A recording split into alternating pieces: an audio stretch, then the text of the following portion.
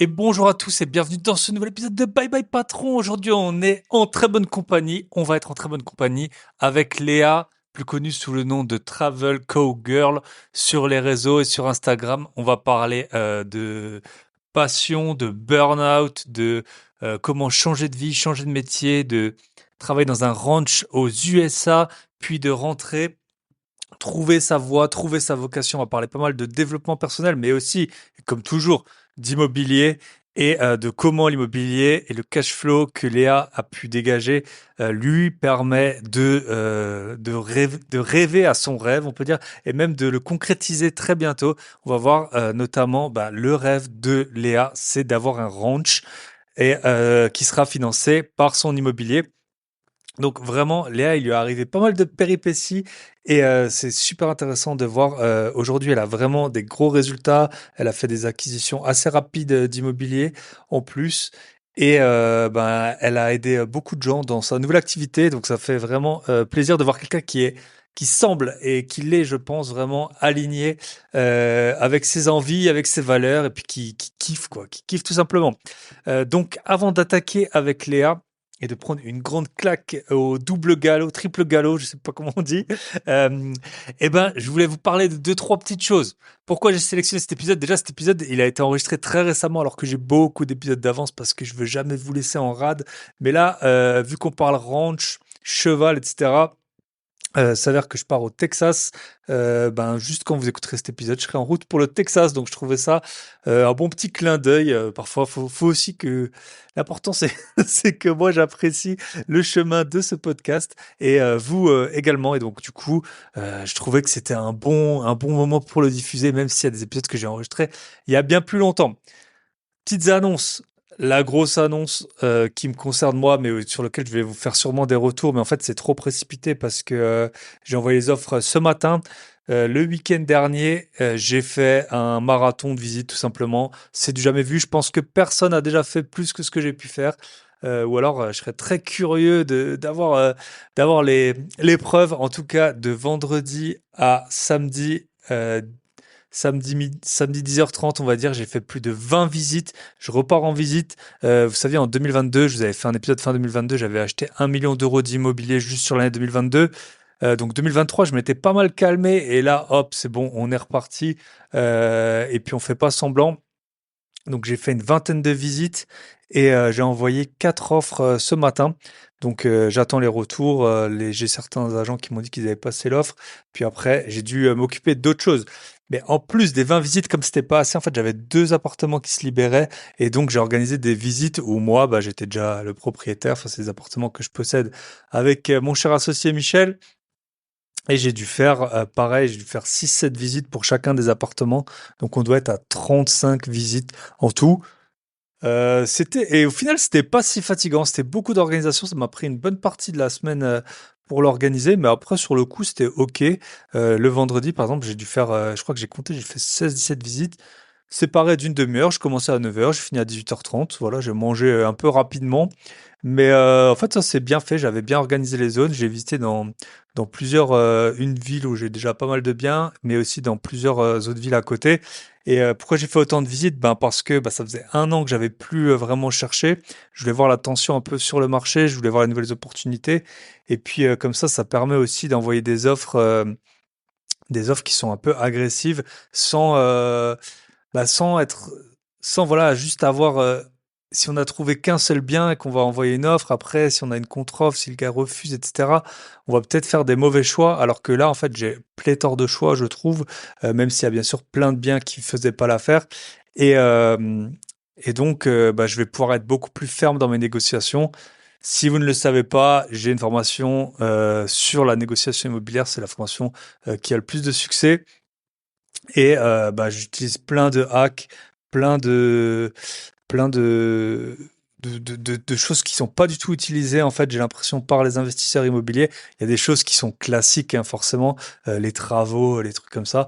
Mais moi, je creuse pour avoir des arguments supplémentaires.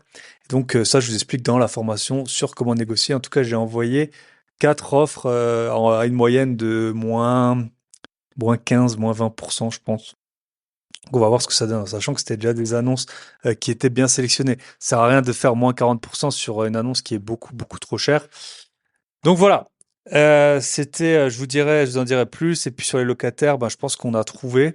C'est assez marrant parce que j'ai un appartement qu'on va sûrement mettre en sous-location Airbnb. Et en fait, c'était une élève de Sébastien Mort que j'avais eu sur le podcast. Bon, bien sûr, je lui ai pas dit hein, que j'avais un podcast et tout ça.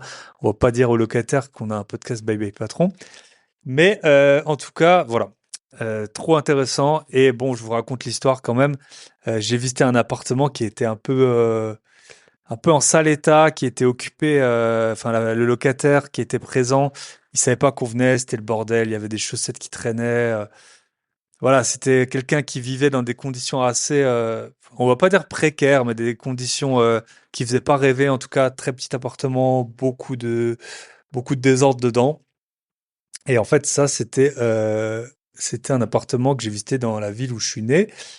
Et il s'avère que au bout d'un moment, le locataire, il me dit: «Ah mais nous on se connaît et tout» et et bon, j'ai mis un peu de temps et en fait, il s'avère que c'était, heu, un ami, un copain de primaire, un copain d'école, un ami de primaire. Donc ça a fait c'était assez bizarre, j'étais un peu content de le voir et puis de l'autre, bah, voilà, de le voir un peu dans ce petit appartement penaud. Je sais pas, il ça faisait un peu, c'était des sentiments mitigés. Mais voilà, l'agent immobilier, elle était complètement, hallucinée de la situation. C'est vrai que c'était assez bizarre. C'était samedi matin, voilà, tout le monde n'était pas trop bien réveillé. Mais bon, voilà, les joies de l'immobilier. Et puis j'ai mis aussi en story Insta. Ça m'est arrivé. C'est pas du tout grave, mais bon, sur le coup, c'était un peu surprenant. Il y avait une locataire candidate qui est venue. Et en fait, quand je lui ai tendu la main pour la saluer, elle avait sa main dans sa poche et elle m'a sorti un moignon. Du coup, j'avoue que ça a créé un petit malaise. Mais ça a été. Après, on a tout de suite. Enfin, voilà, ça n'a pas du tout été pesant sur la visite. Mais sur le coup, ça surprend.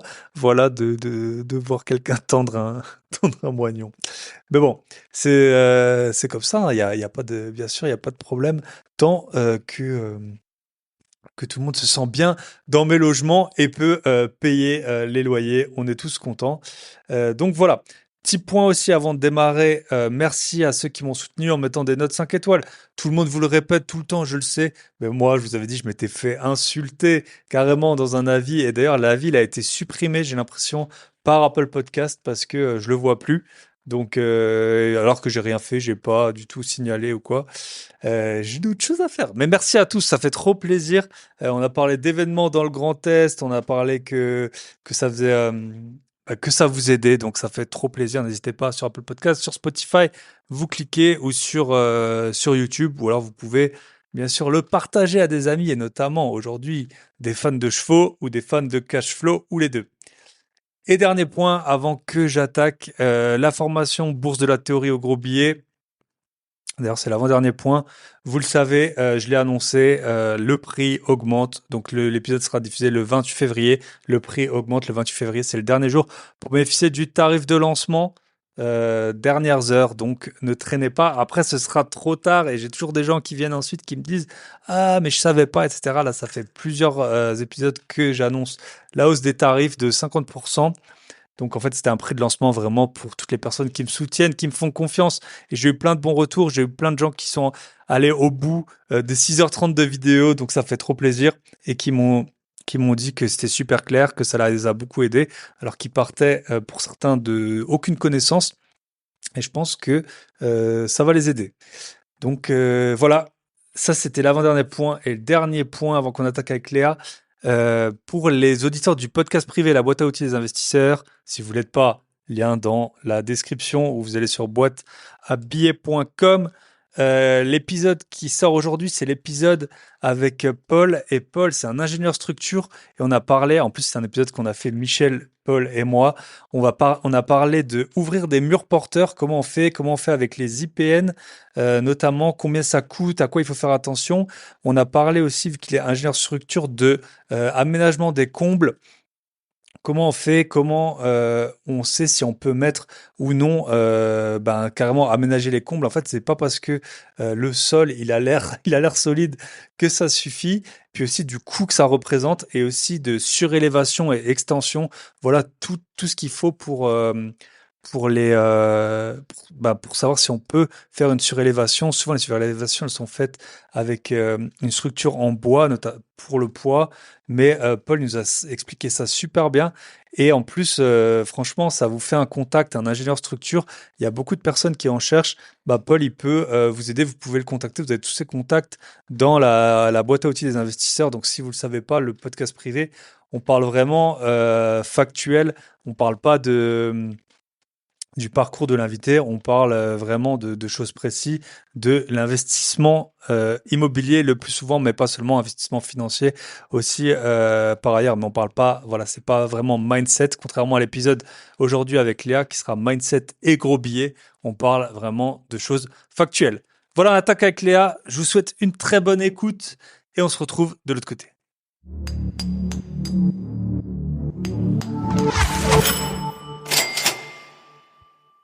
Et bonjour, bonsoir à tous, selon l'heure à laquelle vous nous écoutez. Aujourd'hui, on est en bonne compagnie.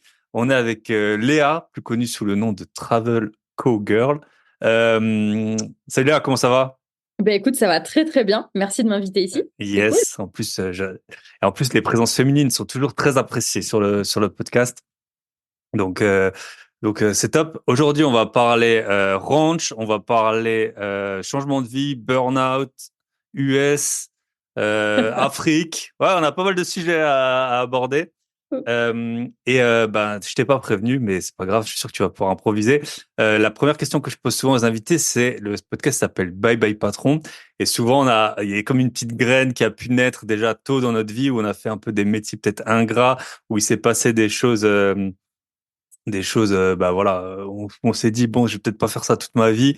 Est-ce que tu peux nous en raconter? Toi, tu étais kiné, je sais pas si tu as fait des jobs d'été ingrats avant ou si c'était dans ton métier de kiné. Je suppose que parfois, c'est pas toujours rose. Donc, je te Ouais. laisse te raconter l'anecdote et puis après, tu peux te présenter rapidement et puis on déroulera ton Ok. parcours. Ok, eh ben, j'en ai eu un paquet d'anecdotes, mais en tant que kiné, même si j'étais en libéral, c'est-à-dire censé être à mon compte, je bossais quand même dans des cabinets qui m'appartenaient pas, parce qu'au début, t'as pas une thune quand tu démarres, donc tu bosses Mhm, en association ou comme assistant, entre guillemets, même si tu fais le même mhm. taf. Et en fait, j'étais dans leur tête, à eux, là-bas, j'étais salarié, quoi. Tu vois, donc Ok, les vacances, ben, on me les faisait regretter. Dès que je voulais prendre mon vendredi après-midi, j'en entendais parler pendant 2 semaines et tout ça, et ça m'a clairement fait péter un câble. Et heureusement, tous les cabinets de kiné sont pas comme ça, mais en fait, j'étais ouais, tombée dans un cabinet de kiné où j'étais une salariée alors que j'étais censée être en ok. libéral, quoi. Donc, c'est ce qui m'a vraiment fait péter un plomb. D'ailleurs, je fais un burn-out à cette époque-là. Donc, donc, Ok. ciao les amis, je me casse. C'est bon, Ciao. pas Même pas pour de moi. patron et Ouais. les mêmes C'est conséquences. Ouais, clair, parce que souvent horrible. tu rétrocèdes, c'est ça une partie. Moi j'ai deux potes qui sont kinés, ça 20-30% ou un truc comme ça. Donc Ouais, c'est ça. Ouais, je ouais, c'est ça. En suppose plus, j'étais à que 30%. Donc, ça, en voilà. fait, genre, tu gagnes pas de thunes et en plus, t'es considéré comme un salarié. Ça va pas ou quoi? Yes. Donc, Horrible. pétage de Et du plomb. coup forcément eux leur but c'est que tu travailles le plus possible quoi parce que Exactement. T'as tout compris. ouais, T'as tout ouais, compris. intéressant. Mm, mm. Intéressant. Ok, écoute, tu peux peut-être nous raconter. Donc, tu as été kiné, tu as fait ça combien de temps? Donc, tu as fait ton burn-out. Comment c'est venu? Peut-être tu peux nous dire les signes, parce que moi, je pense qu'à un moment, j'ai frôlé le burn-out dans ma vie précédente. Et j'en parle parfois. Moi, je me voyais un peu d'au-dessus. Enfin, ça a l'air Mm. bizarre, mais genre, quand je marchais, j'étais un peu, je sais pas, comme Robotisé dans un peu. ouais, Dans je les sais pas, Sims. j'ai l'impression ouais que je me voyais un peu de loin et je pense que et puis ouais, je sentais enfin vraiment que ça allait pas quoi, une baisse d'énergie et tout ça. Mm, mm. Tu peux nous raconter peut-être les signes peut-être avant course si tu t'en rappelles et puis Ouais, bien après sûr. qu'est-ce que c'est comme conséquence? Je sais qu'une fois qu'on l'a eu, ça casse vraiment un truc quoi, on n'arrive pas vraiment c'est pas Ouais. comme on a la flemme d'aller courir et on y va quoi, Ah c'est non, autre chose. c'est Hmm. un truc où je pense que tu peux plus jamais revenir là-dedans. Et ce que tu as vécu, en fait, c'est que tu as vécu un peu ce qu'on appelle le désalignement. C'est qu'en fait, OK. ton cerveau et ton cœur, ils sont plus au même endroit, tu vois. Et c'est là qu'il y a un Ouais. problème. Et, mais ça, j'ai capté bien plus tard parce que moi, je faisais zéro développement personnel à l'époque, hein. Enfin, Hmm. clairement, je savais même pas ce que ça voulait dire. Et les premiers signes que j'ai eus, ça a pas été long à venir, hein. J'ai mis que 3 ans à faire kiné avant de péter un plomb. Donc, du coup, Hmm. j'ai pas tenu très longtemps. C'est qu'en fait, je manquais de sens. Enfin, tu vois, j'avais plus de sens dans ma vie. Je m'en suis pas rendu compte tout de suite parce que tu sais, quand tu grandis et que, entre guillemets, t'as jamais rencontré d'entrepreneur de ta vie, tu sais même pas ce que ça veut dire. Pour moi, un entrepreneur, c'était un maçon. Tu vois, je savais pas ce que ça Mhm. voulait dire, un entrepreneur. Donc, Mhm. vraiment, tu commences comme ça dans ta life. Et puis, en fait, un jour, bref, tu commences donc, tu fais tes études, t'as ton diplôme, tu commences à bosser, t'achètes une jolie voiture. J'avais une petite BM sport, machin. Tu t'achètes, voilà, t'as ton appart et tout. Et puis, en fait, tu te dis, mais, excuse-moi, comment je parle, mais je me fais chier, quoi. Tu vois, genre Mhm. vraiment, je Mhm. me fais chier. Qu'est-ce que je fais là? Et je me rappelle, et c'est là qu'en fait, il y a le truc qui est arrivé, et puis j'ai eu un accident en même temps. Bref, je me rappelle m'être assise dans mon lit comme ça et regarder ma penderie en face de moi et me sentir vide, tu vois, et me dire, Mhm. mais qu'est-ce que je fous en fait? Là, je suis en train de me bouger pour aller bosser parce que ça me rapporte de l'argent qui me sert à payer une voiture, qui me sert à aller bosser. Il y a un Mhm. problème. Qu'est-ce que je fous là? Et en fait, j'ai eu, heureusement, j'ai eu un gros accident. J'ai eu un trauma crânien avec un de mes chevaux, bref, qui m'a jeté clairement dans un mur à cette époque-là. Et donc, en fait, j'ai passé 2 semaines allongée chez moi à regarder cette penderie en face de mon lit Ok. comme ça et à me dire Parce qu'en plus, quand t'as un trauma, tu peux rien faire, hein. Tu peux pas regarder la ouais, c'est télé, tu peux ça. pas lire, tu peux Et rien ben faire. Ouais. exactement, tu peux pas t'as mal en plus j'avais une bosse comme as, tu vois, sur la tête. Donc je pouvais pas lire, je pouvais pas écouter de la musique, j'étais obligée de rester dans le noir et tu fais rien pendant 2 semaines et moi qui avais l'habitude de charbonner tout le temps surtout, ben ça fait bizarre, ça fait vraiment drôle et là Mhm. tu te demandes le sens de ta vie et je pense que c'est à partir du moment où on commence à être un peu déprimé, où on commence à être un peu agressif aussi. Que, voilà, on a de la colère, moi Mhm. j'étais souvent agressive, j'étais très impulsive et tout ça, alors que à la base c'était pas trop mon identité quoi, enfin ma personnalité.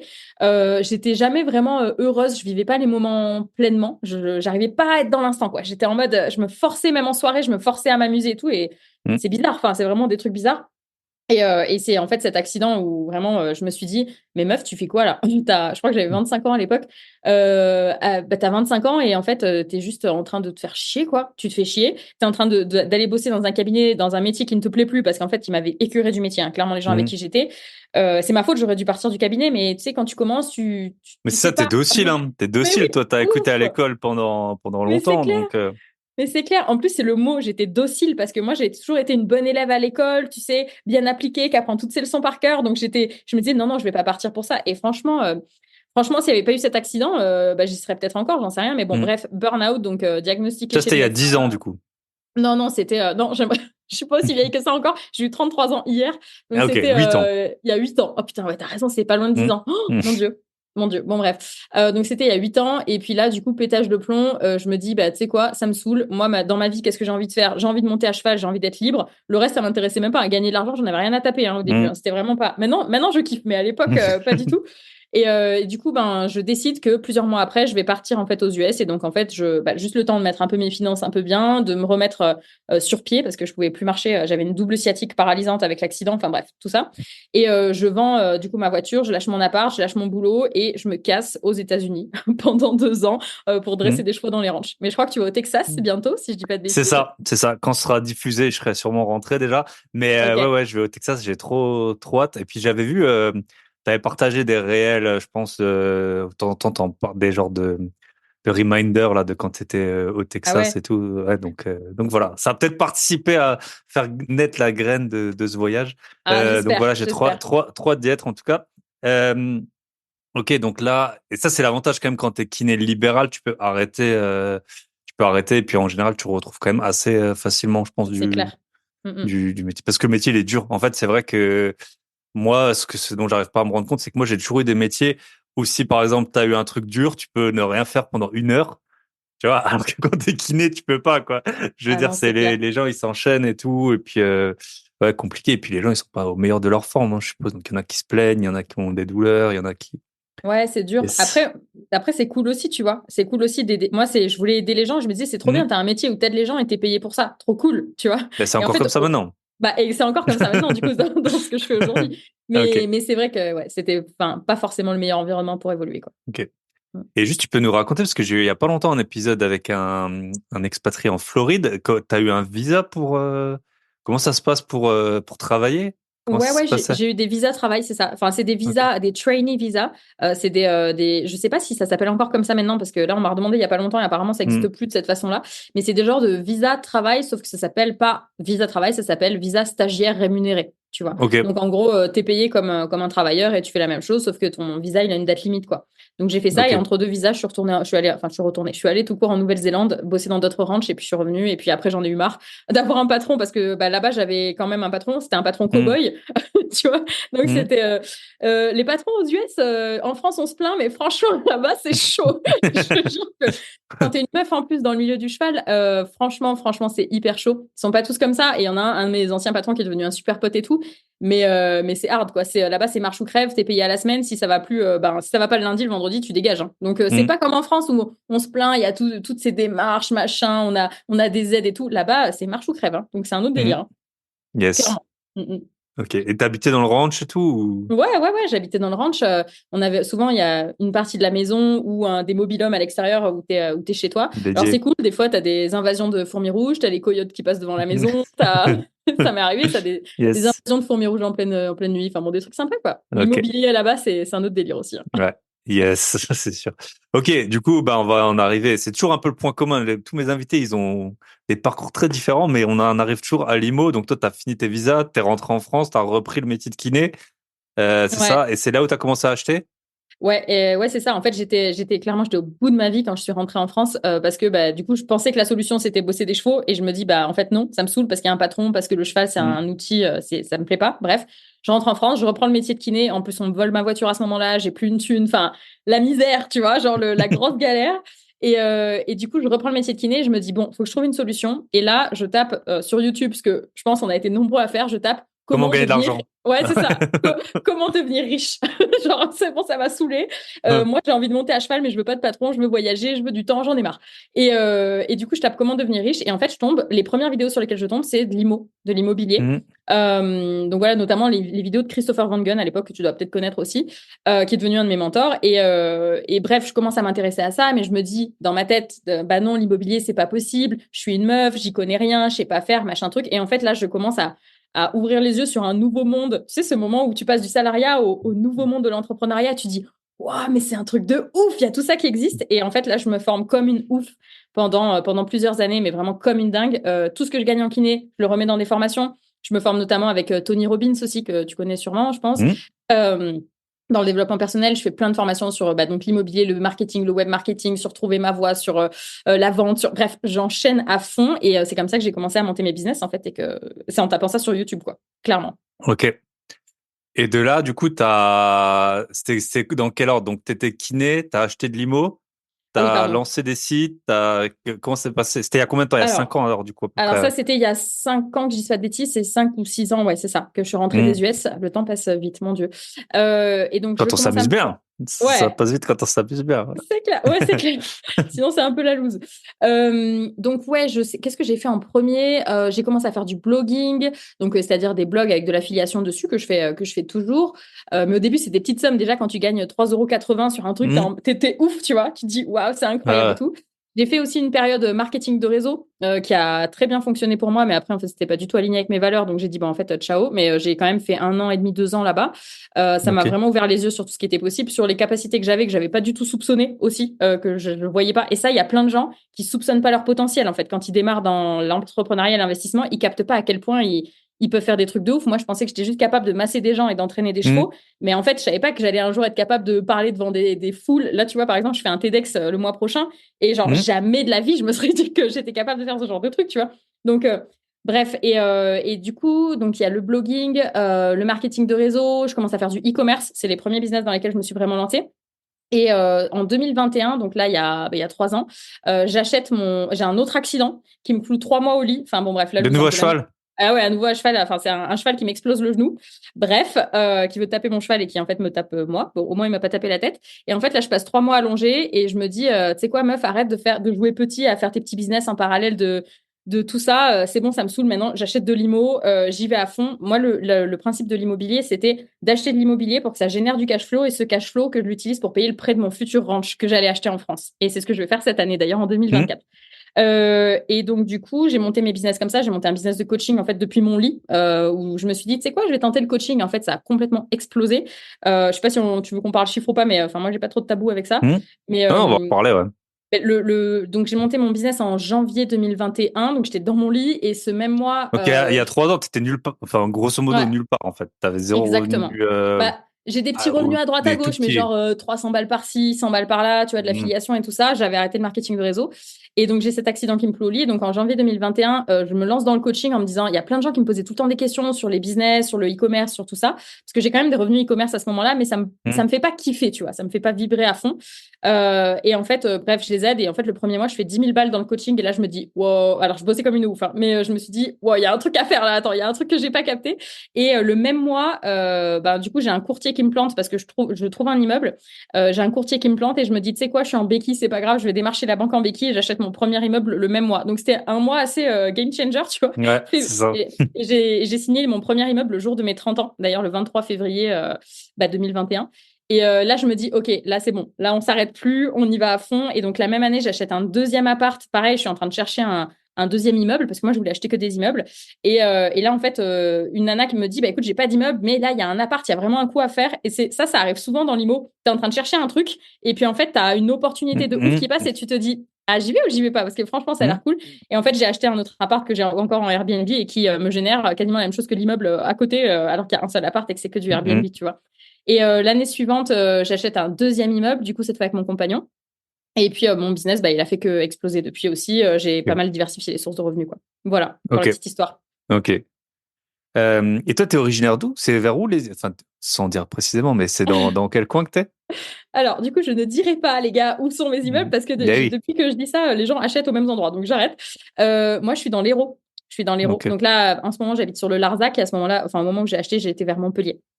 Ok. Donc voilà, là, je suis sur Ok, le top. Larzac dans une ferme. Yes. Mais quand je vois derrière toi, ça ressemble pas aux fermes. Nous, on Ah a une non, genre de c'est ferme de famille dans les Vosges.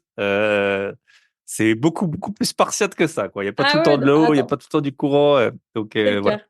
Non, non, là, Ok. je suis dans un truc perdu, mais ma ferme, elle est vraiment, vraiment au milieu de nulle part. C'est pas la mienne, hein. Moi, je suis en location puisque Hmm. j'achète mon ranch là cette année. Mais mon endroit, il est quand même bien stylé, quoi. Donc, Ok. c'est la ferme, mais Yes. stylée à l'intérieur.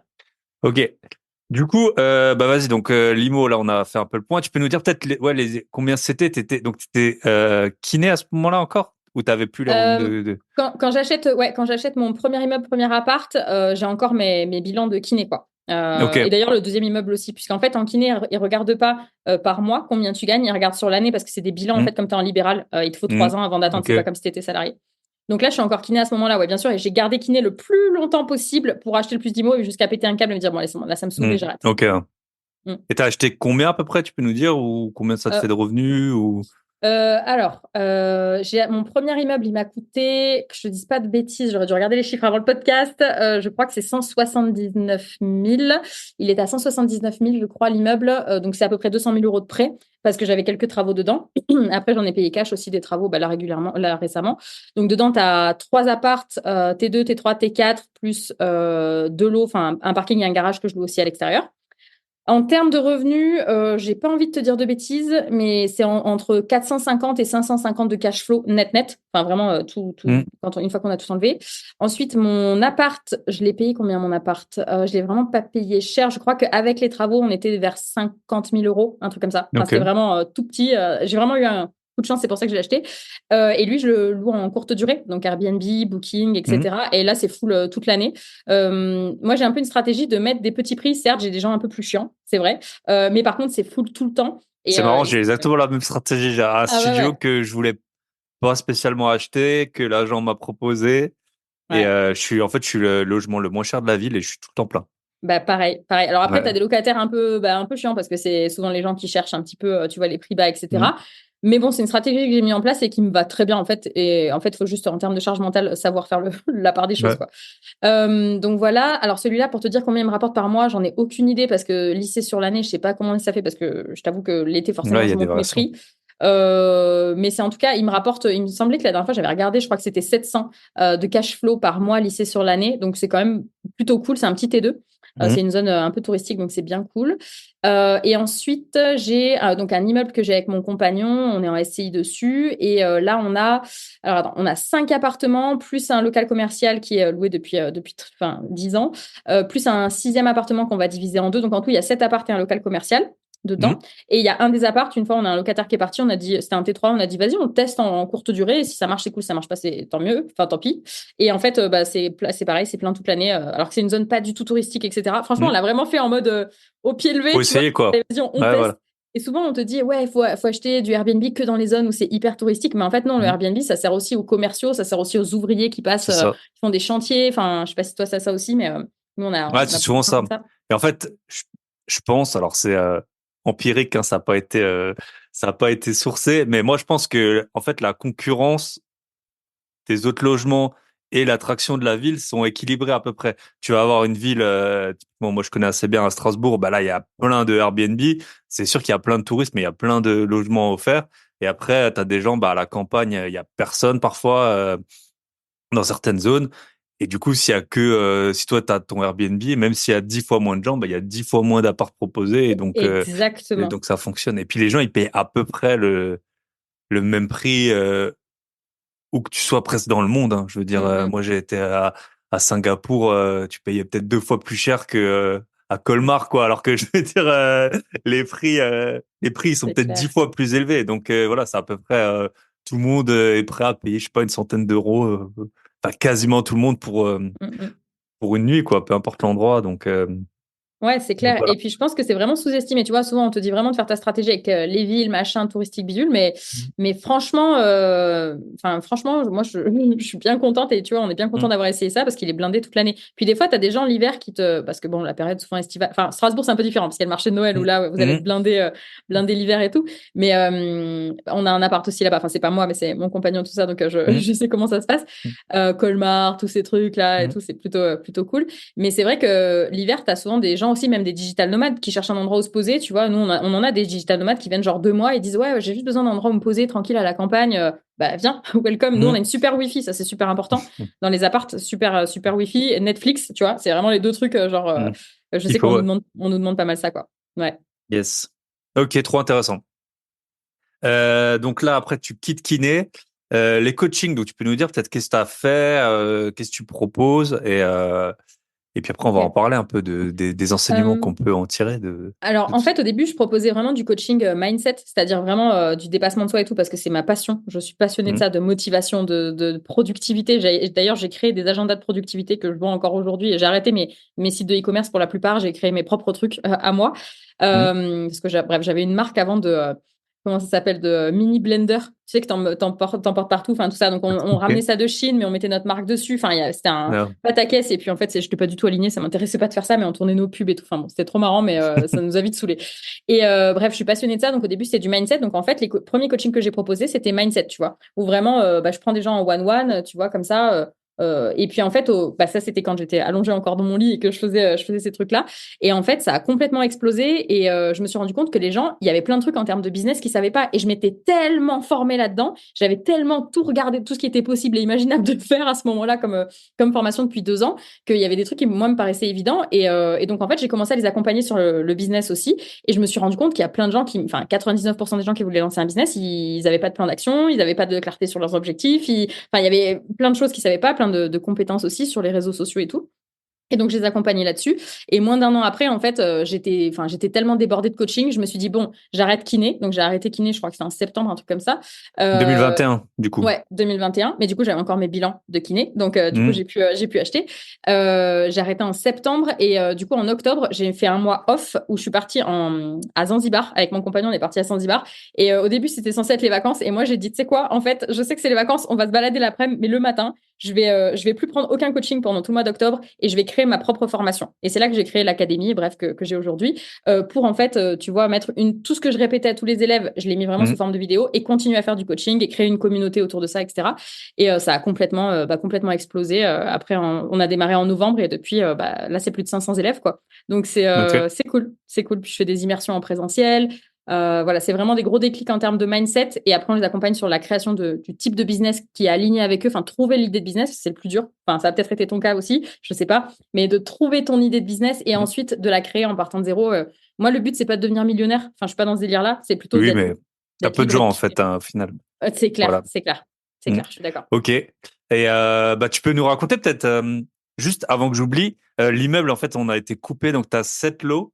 Et après, on Ah, pardon, je reviendra. t'ai pas dit combien on Ouais, l'avait acheté. ouais, ouais. Combien on l'a acheté? Je crois qu'on l'a acheté 300. Que je te dise pas de bêtises, 340, je crois. Ok. 340 plus le prêt, ça devait être 360. Un truc comme ça. En termes de cash flow, alors là, par contre, comme on est en SCI, moi, je me suis dit, on met tout Mhm. dedans et tout ce qu'on gagne, en fait, on le remet dans les appartements à rénover. Donc, je Mhm. t'avoue que je sais pas exactement. On doit être à 1000, 1002, je pense, à peu près de cash flow net. Sachant qu'on réinvestit tout. Là-bas, on a réinvesti Mhm. dans les meubles, ça machin. Ensuite, on va réinvestir dans les apparts. Donc, ça, c'est pas de l'argent qu'on se sort. Yes. Ok.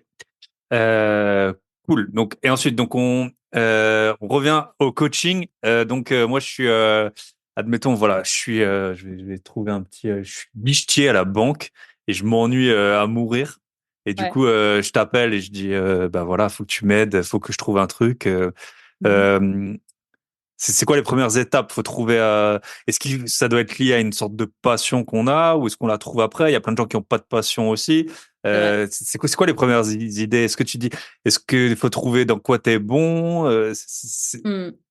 C'est quoi le chemin à prendre? Il y en a pas mal. Déjà, la première chose, c'est que moi, en coaching, je prends pas tout le monde. Je prends que les gens qui sont hyper motivés et qui sont bienveillants. Tu vois, et pour moi, c'est les deux compétences si tu veux Mhm. réussir dans le business. Je te demande pas juste d'être un gentil, mais juste d'être bienveillant et de vouloir un impact positif aussi sur les autres. Parce que si tu es là juste pour arnaquer tout le monde, bah, tu vas pas réussir, tu vas te cramer de toute façon. Et puis moi, j'ai Mhm. pas envie de bosser avec des gens comme ça. Donc nous, on fait des sélections à l'entrée. Donc ça nous prend beaucoup de temps avec mon équipe, mais au moins, on sélectionne les gens comme ça. Donc une fois que la personne, elle a démarré, avant même de parler business, on va décrasser tout le mental en fait. Parce que pour moi, la 80% de la réussite, elle est dans le mindset. 20%, ça va être les compétences que tu apprends. Ok, on va partir sur ce business, etc. Mais si par exemple, tu es extrêmement perfectionniste dans ta vie, tu t'aimes bien faire les choses parfaitement, etc. Mais tu vas jamais te lancer. Tu vas toujours vouloir le business parfait. Tu Mhm. vas toujours, tu vas avoir 1000 idées. Tu vas jamais savoir vers quoi partir, etc. Donc en fait, il va déjà te falloir travailler sur le lâcher prise avant de vouloir monter un business. Parce que sinon, tu vas péter un plomb. Enfin, tu vas vouloir faire tout en même temps et tu vas rien avancer nulle part. Donc, on décrasse le mindset. Et c'est pareil, quand tu veux, souvent, j'ai des gens, soit les gens, ils ont zéro idée. Donc, souvent, c'est qu'ils sont hyper perfectionnistes et qu'ils attendent un peu tu vois, le rayon de soleil sacré qui vient entre Mhm. les nuages, qui te touche en plein cœur et ça y est, c'est ta voix et tout ça. Alors qu'en fait, ça se Mhm. passe pas comme ça, les gars, hein, du tout. Soit j'ai des gens qui ont 1 million d'idées mais qui savent pas par quoi commencer. Donc ça s'appelle le syndrome de l'objet brillant. Donc en fait, Mhm. tu commences un truc, tu sais, on a tous fait ça. Tu commences une formation de e-commerce, puis tu vois passer des vidéos sur l'immobilier, tu dis ouais, c'est trop bien l'immobilier. Allez, je vais faire de Ouais, l'immobilier. ça. Tu vois des trucs sur, je sais pas, sur dropshipping. Ah, je vais faire du dropshipping. Et puis du coup, t'arrêtes pas. Et donc en fait, on travaille sur le mindset aussi, sur prendre confiance en toi et savoir prendre des décisions. Donc une fois que déjà t'as ça et que t'as déjà calé en fait ce que tu veux dans la vie, et ça c'est on le travaille dans la partie mindset aussi. Là, tu peux commencer à réfléchir parce qu'en fait, ça sert à rien de lancer un business pour lancer un business si tu sais pas combien tu veux gagner et pourquoi tu veux le gagner. Parce que la plupart des gens, ils te disent, ouais, moi, je veux gagner plus d'argent et être tranquille. Ouais, mais ça veut dire quoi? Il y en a pour qui ça va être 1500, il y en a ça va être 10 000, il y en a être tranquille, ça veut dire bosser de 9h à 17h dans ton business. Il y en a d'autres, ça va être bosser 2 heures par semaine. Enfin, c'est vraiment, Mhm. tout est différent. Donc, la première étape, là, si vous nous entendez, la première étape avant de lancer un business, c'est de vous demander qu'est-ce que vous voulez dans la vie, en fait. Mais vraiment, pas juste, Mhm. je veux plus d'argent, plus de temps. C'est que dalle, ça veut rien dire, en fait, tu vois. Donc vraiment, ok, bah, une journée idéale, ça ressemble à quoi? Et budgétise toute ta life. Budgétise vraiment, bah, ma maison idéale, elle sera, je sais pas moi, à Singapour. Elle sera à Singapour et puis il y aura vue sur, je sais pas, un fleuve. Mhm. Et du coup, ben, combien ça coûte une maison à Singapour? Bah, du coup, en termes de prêt, ça te fait, je sais pas moi, 1000 € de prêt par mois. Bon, bah, tu sais qu'il faut que tu les génères dans un business. Enfin voilà, faut vraiment commencer par ça. Et une fois en fait qu'on a enlevé un peu toutes ces peurs, tout le stress, enfin, qu'on a bossé sur le mindset et qu'on part sur l'idée de business, là, en général, ça vient tout seul. Parce qu'en fait, une fois que tu as enlevé toutes les peurs, les schémas qui t'empêchent d'habitude de passer à l'action et de te bouger le cul, bah, du coup, en fait, une fois que tu as une idée, ok, on implémente et on n'est plus axé problème, on est axé solution. Et donc là, tu vas trouver le type de business. La plupart des types de business, ils sont pas forcément axés passion. Enfin, moi, ma passion, c'est les chevaux. Ma passion à la Mhm. base, c'est pas coacher. J'adore ça, coacher. Mais ma Mhm. passion au-dessus de ça, c'est les chevaux, tu vois. Donc, et pourtant, mon business, il est pas du tout autour des chevaux. Donc, Bien sûr. tu peux tout à fait faire ça. Il y a plein de gens qui me disent, ouais, mais moi, tu sais, j'ai pas de passion. Et je pense qu'on a déjà dû te dire ça pour que tu me poses la question. J'ai pas trop de passion, du coup, je sais pas trop quoi faire et Mhm. tout. Mais en fait, on s'en tape. L'important, c'est que tu démarres quelque part. Si ça te plaît, c'est cool, tu continues. Si ça te plaît pas, bah, c'est pas grave, tu auras appris quelque chose, tu continues, tu bifurques. L'immobilier, c'est un pilier. Mais tu vois, l'immobilier, moi, ça me passionne pas du tout. Bien sûr. Ça m'amuse un peu comme le Monopoly, tu vois, en mode, ouais, tiens, Mhm. vas-y. Moi, j'adore être la première à visiter, la première à négocier, la première à acheter. C'est vraiment mon truc. Tac, tac, tac. Voilà, ça, c'est le truc qui m'amuse. Mais après, une fois que c'est fait, bah, Mhm. c'est pas mon délire, quoi, tu vois. Bien Mais sûr. ça va me permettre d'acheter mon ranch. Donc, encore une Voilà. fois, C'est souvent un l'objectif, moyen. Ouais. C'est très voilà. souvent un moyen, l'IMO, plutôt qu'une Mm. fin. Et après, de là aussi, tu as plein d'activités qui se développent. Yes. Exactement. Trop intéressant. Et tu connais, tiens, j'ai appris ça il y a pas longtemps, là, j'ai écouté un podcast. Il parlait des 5. Enfin, j'avais déjà entendu plein de trucs sur les personnalités, mais là, en fait, ça, je l'avais jamais entendu et je trouvais que c'était assez intéressant. C'était les 5, en fait, traits de personnalité qui sont non liés. Par exemple, tu vas avoir chaque personne, en fait, ce qu'il disait, c'était les 5, donc c'est 5 traits de personnalité. Et sur chacun des 5, ben, t'es l'un ou l'autre. Par exemple, la plus connue, c'est introverti ou extraverti. Ça, c'est un pilier. Et c'est vrai que de là, tu peux avoir plein de conséquences de ça. Mais après, t'en as un, justement, les perfectionnistes ou non. Ça, c'est une autre. Et ensuite, t'as c'était quoi? C'est, est-ce que t'es sympathique, en gros? Enfin, à quel point tu t'intéresses aux autres? Et Mm. est-ce que t'aimes bien les nouvelles expériences ou non? Et je sais plus ce que c'était la dernière. Et en fait, ce qui était marrant, c'est qu'il disait qu'un introverti, par exemple, il pouvait faire l'extraverti, mais que ça lui coûtait beaucoup. Et moi, par exemple, je sais que je suis pas trop perfectionniste. Enfin, je le sais clairement même. Euh, mais parfois, tu es obligé de faire les choses bien et que ça me coûte énormément. Alors que je suis extraverti, je peux parler à tout le monde, je parle tout le temps à tout le monde dès que je prends le train. Les gens, ils hallucinent toujours. Je parle peut-être souvent, je fais rien dans le train à part parler à mon voisin. Donc, ouais, enfin, en tout cas, c'était hyper intéressant ces 5 types de. Et donc, tu peux être. Le fait que tu sois extraverti n'est pas lié, enfin, d'après ce qu'il expliquait, le mec, au fait que tu vas être perfectionniste ou non. C'est Mm. des traits de personnalité qui sont différents. En tout cas, moi, je trouvais ça assez Ouais. intéressant. Et j'ai bien aimé l'idée de. Voilà, que ça te coûte beaucoup plus d'énergie. Souvent, on le dit, les introvertis, quand ils passent du temps en public, ça leur coûte. Et puis, à l'inverse, Alors, tu vois, je sais pas parce qu'en fait, pour moi, parce que moi, je pensais que introverti, ça veut dire que tu parles pas aux gens et extraverti, c'est que tu parles mhm. facilement aux gens. Et il y a pas longtemps, je suis tombée sur une définition qui disait non, en fait, introverti, ça veut dire que tu régénères ton énergie quand tu es tout seul. Et Voilà, c'est ça, ouais. extraverti, que tu régénères ton énergie quand tu es au contact des gens. Et moi, par Mhm. exemple, je régénère mon énergie quand je suis toute seule, donc je suis introvertie. Par contre, je Mhm. parle super facilement en public. Et c'était pas le cas Ok. avant, Ouais. tu vois, je parle super facilement en public. Donc, apparemment, les définitions, ça dépend vraiment des trucs, quoi, Mhm. tu vois. Yes. Mais ouais. Mm. Mais ouais, c'est ça. Il y a des gens, ils aiment bien être au contact. Enfin, voilà, c'est deux choses différentes. Trop, trop intéressant. Ok, top. Tu peux nous raconter peut-être un peu des exemples d'élèves que tu as eus, et puis après nous dire aussi un peu ton équipe, comment tu t'organises, combien vous Bien êtes. sûr. Ok. Voilà. Alors, mon équipe, on a commencé, j'étais toute seule. Et en fait, j'ai très rapidement, parce que le business a explosé tout de suite. J'ai eu de la chance aussi que ça explose tout de suite. Voilà, c'est ça. La chance, ça joue quand même, je trouve. Mais on a de la Mhm. chance seulement si on se sort les doigts et du coup, en fait, on la provoque constamment. Et en fait, du coup, la première personne que j'ai recrutée, c'était une de mes copines qui avait fait un burn-out et qui était opticienne. Rien à voir avec ce qu'on fait aujourd'hui. Mhm. En fait, il me fallait quelqu'un pour gérer l'administratif et tout, parce que c'était clairement pas mon délire du tout. Et j'avais besoin de quelqu'un qui me gère l'administratif, qui fasse un peu de community management sur mes réseaux et tout pour répondre aux gens, parce que j'étais mais sous l'eau. Puis moi, j'avais jamais fait ça avant. Il y a tout qui explose d'un coup. Tu fais au secours. Qu'est-ce que je fais, tu vois? Et du coup, j'ai Camille, du coup, qui est mon assistante encore aujourd'hui, qui est devenue mon assistante au début un tout petit peu, puis de plus en plus. Et aujourd'hui, elle est quasiment full time pour moi. Donc, il y a elle vraiment depuis le début, qui est avec moi depuis 3 ans. Après, du coup, j'ai eu quelqu'un que j'ai pris en alternance et qui maintenant est freelance aussi, qui s'occupe de toute la partie technique. J'ai fait des vidéos YouTube si jamais sur le sujet qui vont sortir, qui expliquent toute l'équipe et tout, si jamais ça vous intéresse Mhm. d'aller creuser là-dedans. J'aime bien montrer parce que je veux que les gens puissent se visualiser aussi là-dedans et voient tout ce qu'il y a à faire. Après, j'ai recruté une copywriter, c'est-à-dire quelqu'un qui écrit aussi, enfin qui fait la trame, on va dire, et puis moi je corrige derrière sur tout ce qui est email, page de vente, etc.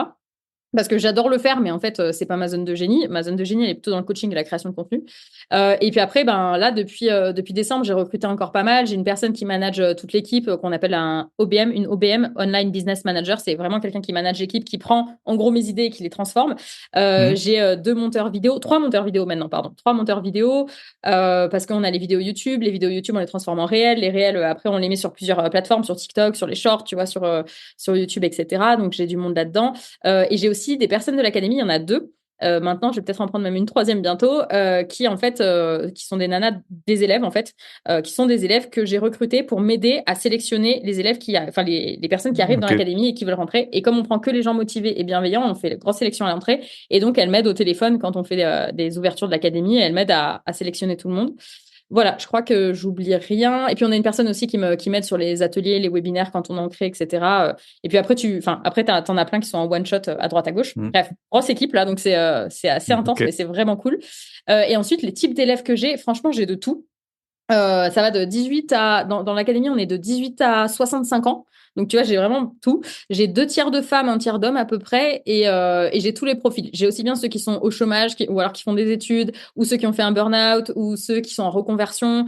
J'en ai la grande majorité qui veulent quand même devenir libres avec un business, mais j'en ai aussi qui veulent monter un petit business en parallèle parce qu'ils aiment leur taf et c'est trop cool pour eux. C'est trop bien. Si t'aimes ton Mm. taf, franchement, continue, c'est trop bien. Ça te permet d'investir à fond dans l'IMO sans péter un plomb. Fonce, franchement, vas-y. Et du coup, j'ai plein de profils comme ça.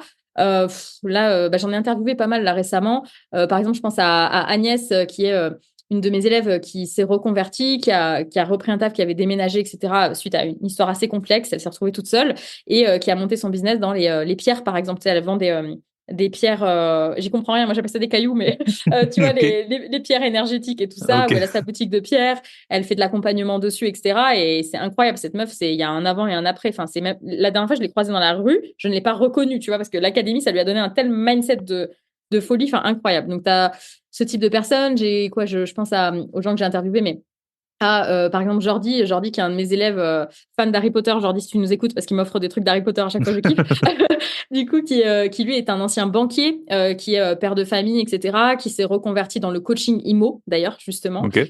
Voilà, j'ai après, je pense à Elodie aussi, qui était full-time à fond dans un taf, qui était au taquet, et puis en fait, qui s'est reconverti, qui fait du coaching IMO, tu dois peut-être la connaître, elle est sur Lyon d'ailleurs.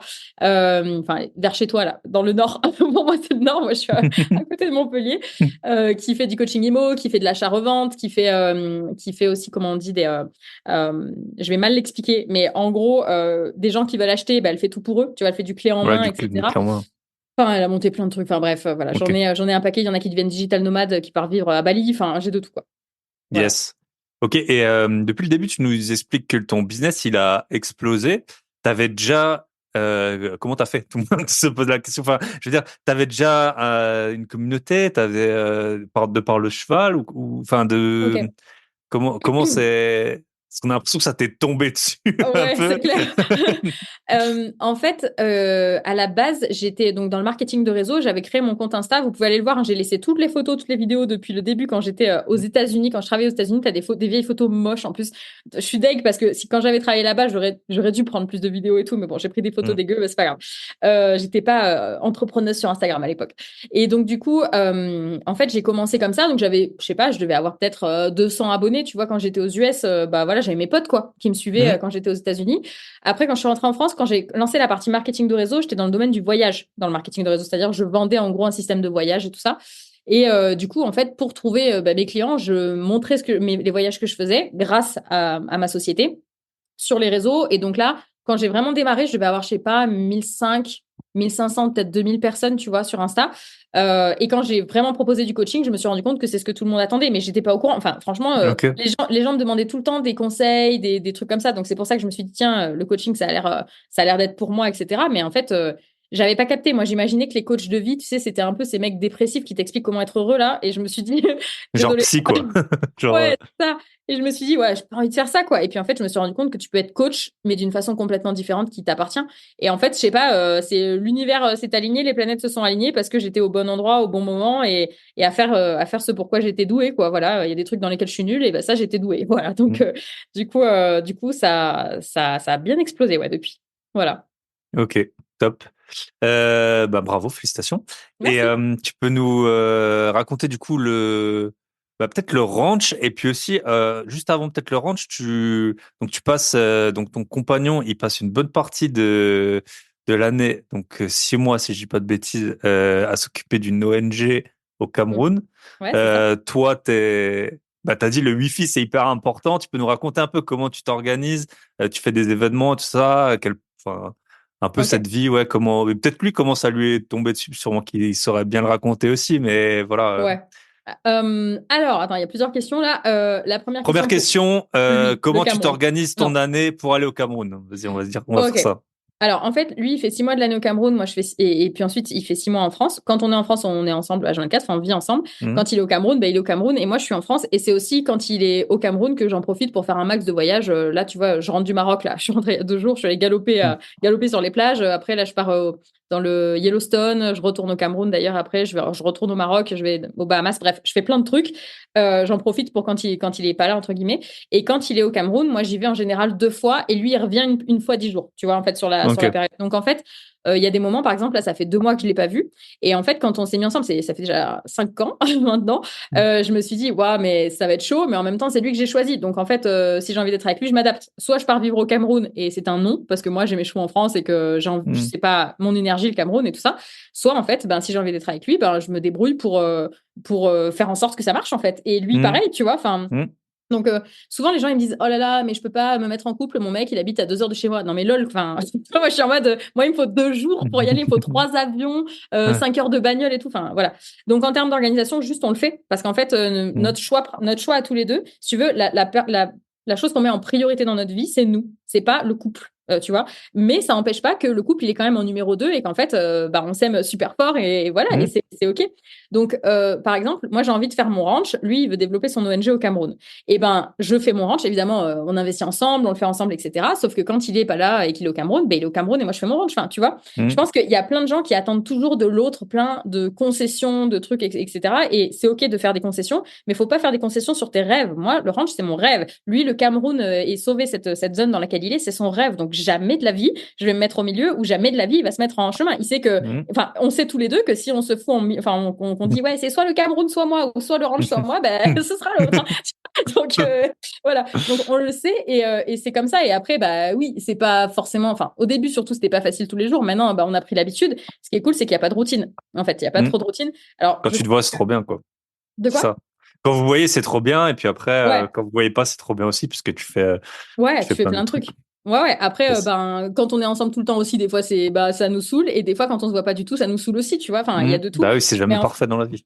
ouais, c'est clair, mais ça nous va et c'est la vie qu'on a choisi de mener. Et donc, pour revenir à lui, en fait, ça fait plusieurs générations que sa famille est en Afrique, que sa famille, c'est des Français, mais du coup, qui sont au Cameroun. Et du coup, il gère aujourd'hui une ONG qu'il a créée lui-même, une ONG de conservation sur 70 000 hectares au Cameroun. Donc, lui, c'est l'endroit où il est presque né, en fait. Même s'il est né en France, Mhm. il a grandi là-bas et tout ça. Sa famille a énormément voyagé. Ils ont vécu à Dubaï, au Maroc, etc. Donc, il a l'habitude de vivre à l'étranger. Et voilà, en fait, c'est juste la vie qu'on mène, quoi. Voilà, et ça nous Et va donc, très il bien comme ça. conserve des animaux, enfin, par rapport aux braconniers, tout ça. C'est ça le. Ouais, exactement. Il a une équipe d'anti-braconniers qu'il a créée. Donc, bah, d'ailleurs, il fait des séjours conservation là, en avril, là où il fait venir des gens qui viennent, qui font le pistage des animaux avec lui, qui font de l'anti-braconnage avec lui, il explique tout, etc. Et lui, avec les dons, puis avec aussi des énormes dossiers qu'il lève de l'Union européenne, etc. Même si, clairement, c'est pas ceux qui sont les plus simples, bah, lui, il peut faire de l'anti-braconnage. Donc, il a une équipe, ils sont 60, je crois, où ils font des tournées toute la journée. Enfin, c'est très, très complexe, mais il t'en parlera avec grand plaisir si un jour tu as Mhm. envie de l'inviter. Yes. Ok. Trop bien. Et du coup, ben, ton rêve maintenant, donc, c'est le ranch. Yes. Tu l'as déjà trouvé. Donc, je sais que c'est le projet 2024, mais tu l'as trouvé. Comment on achète un. Ça, je pense que c'est une bonne question. Enfin, tu vois, Mm. par exemple, moi, je suis habitué à acheter des appartements pour les louer. Et quand j'ai dû acheter un appartement pour habiter, bah, ça a été assez compliqué. Enfin, c'était pas du tout la Émotionnel. même chose, quoi. Et Ouais, donc, j'ai mis ce que je savais faire, beaucoup visiter, négocier, tout ça. Mais il y a d'autres choses. Bah voilà, moi, je suis hyper sensible à la lumière, par exemple. Et ça, quand acheter un appartement orienté nord pour le louer, si c'est dégagé et tout, ça me dérange pas. Mais y habiter, c'est impossible. Donc, ouais. ouais, Comment on fait comment, pour euh, acheter un ranch? comment on achète un Ouais. ranch? Eh ben, écoute, pour l'instant, je l'ai pas encore trouvé. Moi, ce que je me suis dit, c'est, enfin, j'en avais parlé à la banque il y a quelques années, et il m'avait dit, bah, en fait, nous, on va vous prêter si vous avez des thunes, et si vous avez un diplôme d'agriculteur, encore plus, parce qu'en fait, bah, ça prouve que vous savez faire, etc. Donc, j'ai dit, OK, générer des thunes, première chose, donc c'est ce que j'ai fait. Et deuxième chose, bah, me mettre en sécurité. Donc, je me suis dit, je vais acheter de l'IMO pour que le cash flow de l'IMO, au cas où, paye le prêt du ranch, parce que je me suis dit, un ranch de rêve comme je veux, c'est à peu près entre 500 et 800 000 euros. C'est à peu près ça, les tarifs en tout Mm. cas aujourd'hui. Donc, je me suis dit, ça va être à peu près 3 000 euros de prêt, tu vois, tous les mois, sachant que je vais faire des apports, Mm. blablabla. Donc, il faut que l'IMO, que j'ai au moins la moitié qui soit générée par le cash flow de l'IMO, en fait, tout simplement. Donc, c'est ce que j'ai fait. Et du coup, niveau thune et entre guillemets sécurité, c'est bon. Et ensuite, je me suis dit, bon, bah maintenant, pour acheter une structure comme je le veux, vu que moi, je veux des hectares, je vais faire plein de choses dessus, etc. Enfin, je veux minimum une vingtaine d'hectares. Et ben, du coup, il faut quand même que je passe un diplôme agricole pour avoir le statut de jeune agriculteur et de pouvoir faire parce que je vais faire des vaches et tout ça. Enfin, je vais faire pas mal de choses dessus Mm. et mettre mes chevaux, évidemment. Et donc, je me suis dit, il faut que je fasse un diplôme agricole. Donc, j'ai l'année dernière, et ça s'est fini en janvier, j'ai passé un diplôme agricole en parallèle de mes business. C'était extrêmement intense, mais je l'ai fait de avril Ok. à janvier. J'ai eu mon diplôme en janvier, d'ailleurs, là, récemment. Ok. Et donc, là, on est en train de monter tous les business plans, etc. Et je lance les recherches, justement, là, dans 15 jours. Tu vois, là, on est fin février. Je vais les lancer, là, début mars. Je lance enfin Ok. les recherches de mon ranch. Voilà. Ok.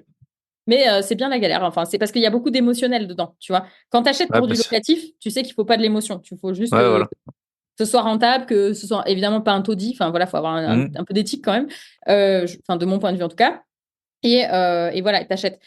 Mais là, quand tu achètes un ranch, en fait, entre guillemets, tu t'en fous un peu de combien ça coûte, tant que tu vas avoir tout ce que tu veux et que tu vas vivre la vie de tes rêves dedans. Mm. Et c'est beaucoup plus complexe, en fait, parce qu'il y a beaucoup d'émotionnel. Et moi, je m'en rends compte en ce moment où vraiment, je me mets la pression, je me stresse et tout, alors que c'est pas des trucs qui, normalement, sont censés me stresser. Enfin, dans l'IMO, je stressais pas comme ça, quoi. Mm. Tu vois. Donc, Ouais, c'est marrant, hein. mm. C'est des approches qui sont différentes. Ok, et du coup, un ranch, comment on vit d'un ranch? Un ranch, c'est une ferme, il y a une différence? C'est la taille, le terrain? Alors, moi, C'est j'appelle ça plus ranch cool? parce que j'ai été aux US et que c'est plus stylé Ok, de dire ranch. voilà. Voilà, clairement. Ok. Mais après, en fait, c'est une ferme, c'est ça. C'est une ferme. Donc, moi, ce que je vais créer, c'est en fait comment dire, je vais vivre sur place, je vais avoir des bâtiments agricoles et puis des terres autour. Donc, nous, on va avoir des vaches parce que je fais du tri de bétail à cheval, en fait. Ça aussi, je ne l'ai pas dit, mais je fais du tri de bétail à cheval. Bref, c'est des disciplines, c'est de la compétition. Vous pouvez aller voir sur mon compte Insta si vous voulez, vous allez vous marrer, je pense, où on le fait à cheval. Donc, j'ai envie d'avoir mes vaches pour ça. On va aussi être en autoconsommation, tu vois, en autosuffisance alimentaire avec les vaches, avec la viande. On va élever des Black Angus. Et c'est des vaches américaines, enfin, pas vraiment américaines d'ailleurs, mais bref, enfin, il y a eu des croisements, mais du coup, on va faire des Black Angus, donc on va avoir mon troupeau aussi sur place. Je vais avoir évidemment mes chevaux, et puis on va faire aussi un coworking sur place parce que moi, j'adore échanger, j'adore brainstormer et tout ça. Donc en fait, je trouve qu'un coworking, c'est trop bien. Donc on va faire un coworking sur place, une petite salle de séminaire aussi parce que je fais mes propres immersions, donc autant les faire chez moi et pas payer 15 000 balles ailleurs, tu vois.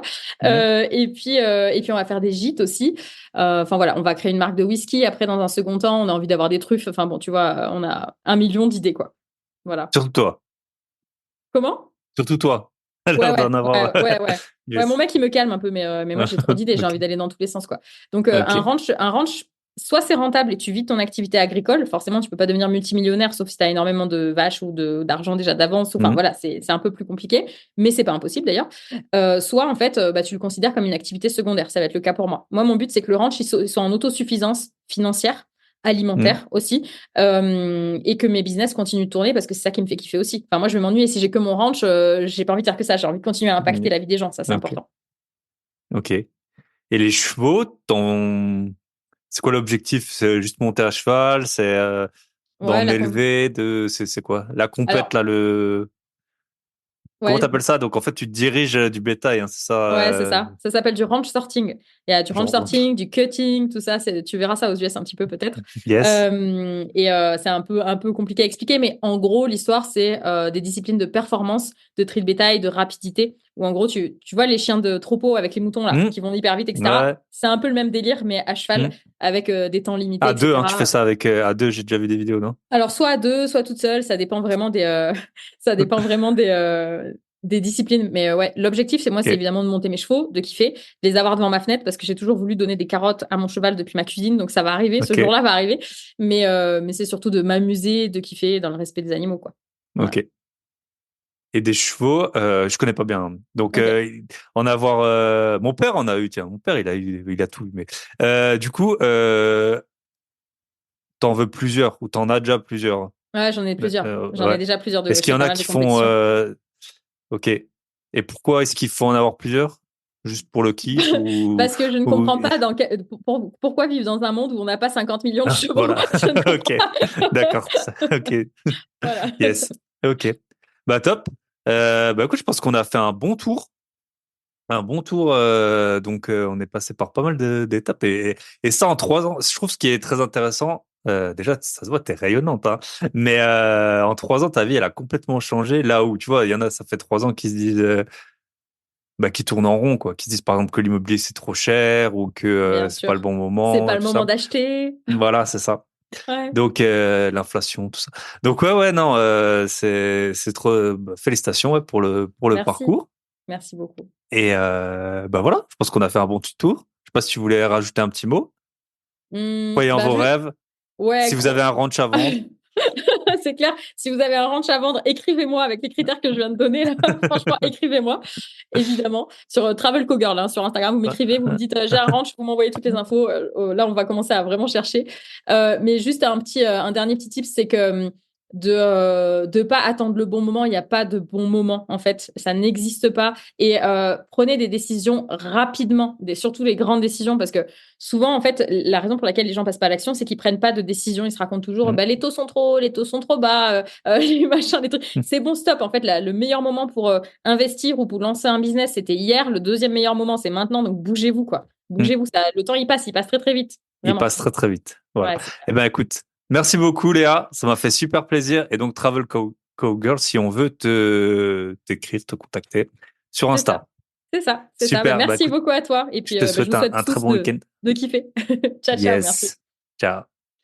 Et voilà, on arrive au terme de cet épisode. Ça met une claque hein, de voir comme ça Léa passer du burn-out à vraiment quelqu'un d'épanoui. En tout cas, on la sent vraiment épanouie de chaque côté du micro. Moi, c'était la première fois qu'on se parlait comme ça.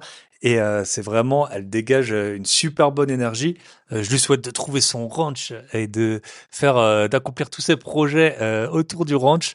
Ça, c'est avoir une passion et un rêve. Hein, c'est vraiment très motivant. Je vous rappelle, pour vous, vous avez, c'est les dernières heures pour vraiment pouvoir, si vous écoutez d'ailleurs le mercredi 28, c'est les dernières heures pour pouvoir profiter du tarif de lancement de la bourse de la théorie au gros billet. Vous allez sur mon site grosbillet.com/bourse et voilà, vous pourrez bénéficier du tarif de lancement. Après, ça augmente de 50%. Merci pour tous ceux qui sont déjà passés à l'action. Vous pouvez vous remercier vous. Vous pouvez vous remercier, ce sera le vous dans 10-20 ans qui vous remerciera encore plus. Et puis merci pour le soutien. Et pour les auditeurs du podcast privé, épisode avec Paul, ingénieur structure, on peut se retrouver, vous pouvez me retrouver, nous retrouver Michel et moi de l'autre côté. Je vous souhaite une très bonne semaine. Moi, je serai normalement au show au Texas, à monter à cheval, à tirer au fusil, à avoir du rodéo, du hockey et du basket. Et à kiffer, hein. Il faut de temps en temps, voilà, j'ai commencé l'année à fond, de chez fond, j'ai travaillé énormément. Donc là, je suis trop content de partir. Je vous souhaite une très bonne semaine. Prenez soin de vous, prenez soin de vos proches, prenez soin de vos gros billets.